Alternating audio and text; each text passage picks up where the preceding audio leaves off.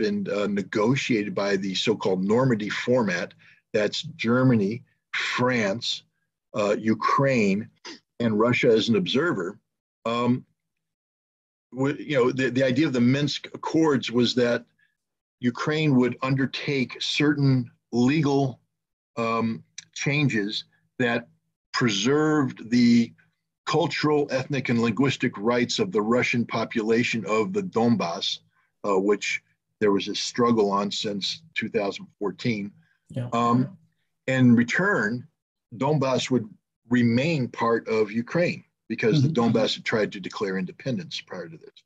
And so this was negotiated, but then we ran into the spectacle from 2015 until literally 2022.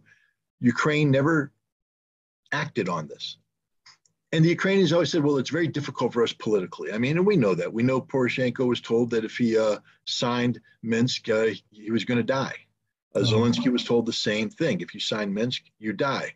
This was by the Nazis, the ones that don't exist. They're the ones, the non-existent Nazis are threatening to kill the presidents of an ostensibly sovereign democratic nation if they enter into an agreement that had been negotiated with other powers. And this was the narrative that was playing along. Yeah. But Poroshenko stripped that away. He said, we never intended to implement Minsk. Minsk was only a vehicle to buy time so that we could militarize, that is, build up a military capable of being a military trained by NATO, equipped by NATO, capable of taking the Donbass back and maybe Crimea. Now, the interesting thing about that is that it appears that Poroshenko's narrative is the narrative that Germany and France were operating on also, and the United States, meaning NATO. NATO was operating under this. NATO was using the Minsk Accords as a vehicle to buy time while NATO trained the Ukrainian army so that the Ukrainian army, acting as a proxy of NATO, could launch an offensive operation against the Donbass, occupy it, and then push Russia out of Crimea. This was the NATO plan all along.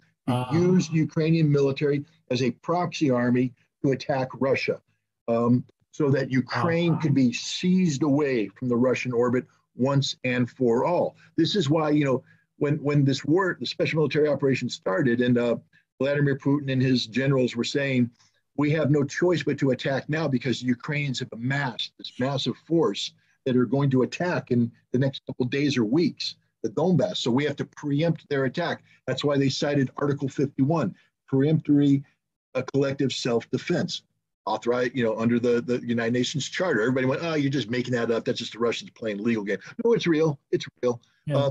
Ukraine had massed about 100,000 troops, trained by NATO, equipped by NATO, led by officers operating under instructions from NATO who were ready to attack the Donbass sometime in early March.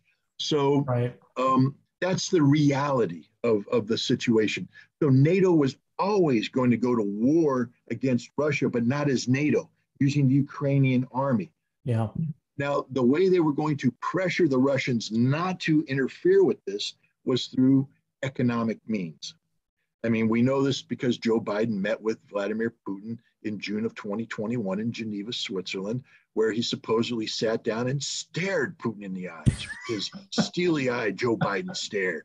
And he said, if you attack Ukraine, we will hit you with the most stringent economic sanctions ever. Your country will collapse. Your economy will fail. It'll be awful for you. You can't even think about this. And Putin went, spasiba. And he went back and he told his guys, yeah, they're going to hit us with everything they got economically. What are we going to do? And they spent the next couple months preparing a plan so that when, and the thing about NATO and Europe, they bought into the American plan.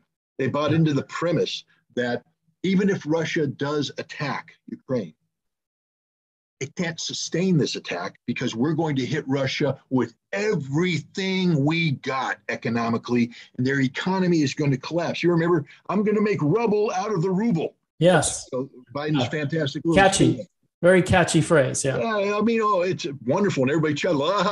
He's going to make rubble out of the ruble. Yeah.